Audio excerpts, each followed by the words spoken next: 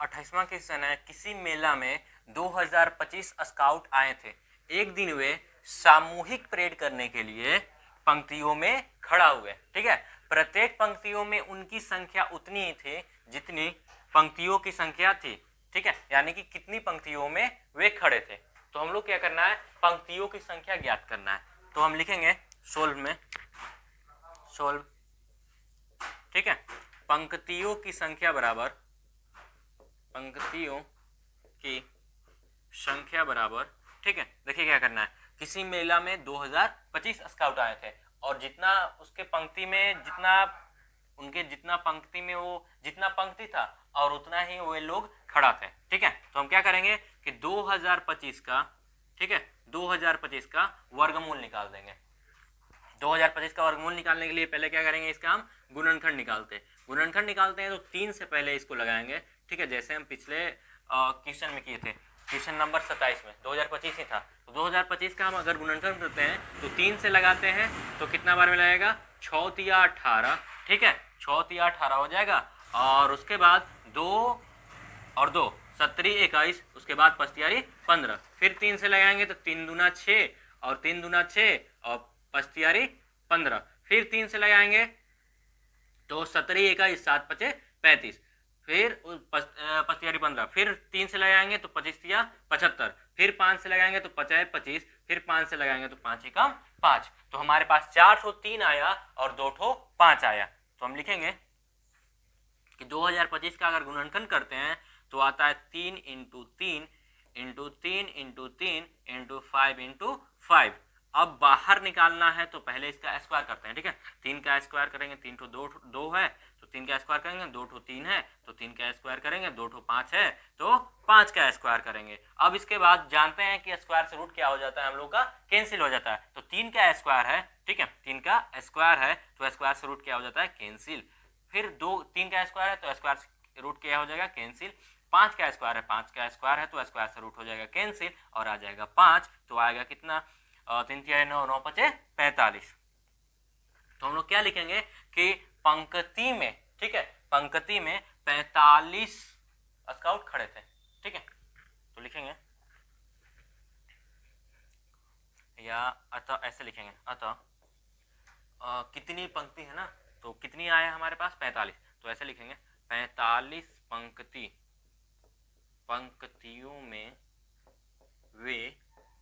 वे खड़े थे। ठीक है ना, यानी कि कितने पंक्तियों में खड़े थे, 45 पंक्तियों में वे खड़े थे।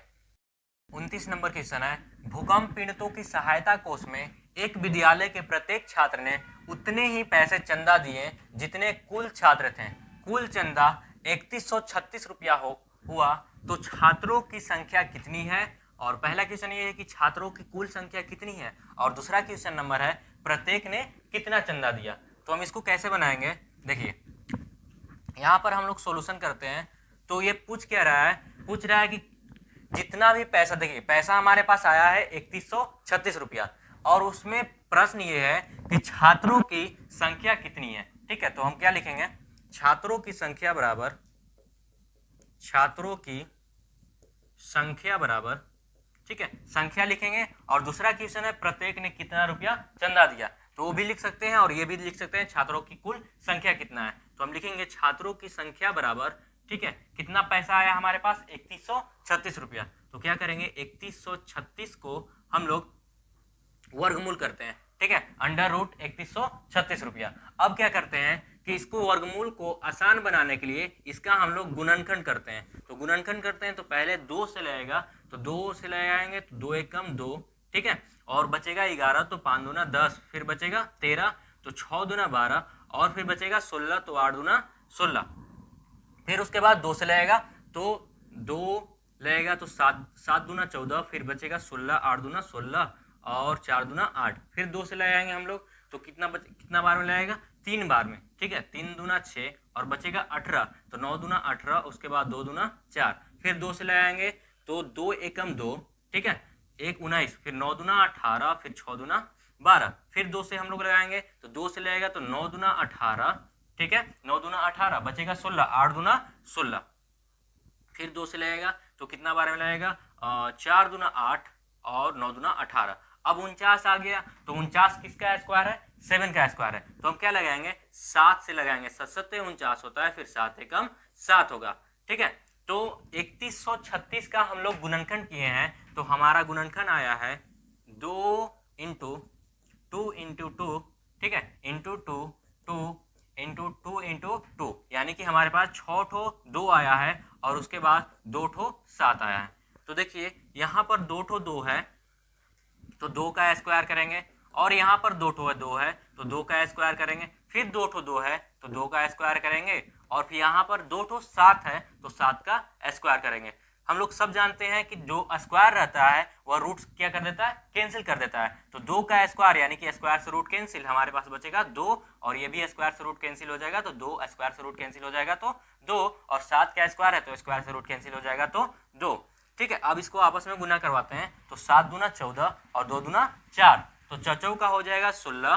ठीक है, और उसके बाद 4 और 4 एकम 5, हमारे पास कितना आया? 56। तो हम क्या लिखेंगे? अतः छात्रों की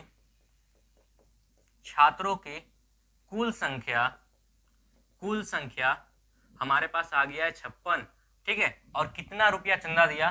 तो लिखिए छात्रों ने, ठीक है, या प्रत्येक छात्रों ने, ठीक है, सबको अलग अलग पूछ रहा है ना, तो प्रत्येक छात्रों ने 56 रुपया, ठीक है, 56 रुपया चंदा दिया।